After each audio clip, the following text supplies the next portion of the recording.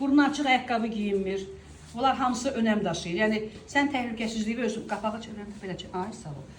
Sən təhlükəsizliyi özün qorumalısan. Yəni sintetik əlcək ilə deyirik, aşpaz filankəs iş görür kursda əlcək giyinmədi. Amma anlamalıdır ki, isti mətbəxdə çalışan insan əlcəklə, rezin əlcəklə, sintetik əlcəklə işləyə bilməz. Hə, sonra üstünü bax eşiklərdən də üst tərəfindən yığarsan. Yığ. Hazırdır. Hazırdır.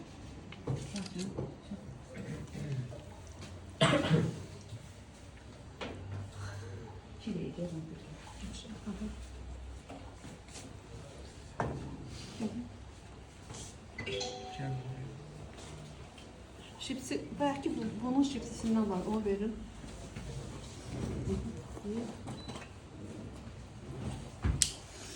Götür. Tez yığ. Elə bir zapara düşmürsən, tez. Müştəri gözləyir, vaxtın ucu bitib, yeməyin çıxmaq vaxtı bitib. Ona görə tez eləməlisən. Demirəm, tez eləyib, əvzübü yandırasan, yeməyi əyri-üyrü çəkəsən, yox. Səliqəli eləməlisən. Yəni, müştəri bir qaşıq vilka ilə onun ağzına aparmamışdan birinci gözü doymalıdır. Yeməyin gözəlliyindən, səliqəsindən. Mətbəxtdə görmüşsünüz, restoranların yanına keçəndə aşpazlar olur. Üstləri, başları, nə bilim, nə gündə. O, sizcə o elə aşpaza baxıb, o restorana gedib yemək istəyirsiniz. Fartuku nə gündə, üstünün əlləri süzüb, nə bilim, şirə bağlayıb, nə bağlayıb yanları. Nə gündə. O adamın pişirdiyi yeməyi də, o restorana, lap 5 ulduzlu restoran olsa belə, o restorana gedib nəsə yemək istəməzsiniz.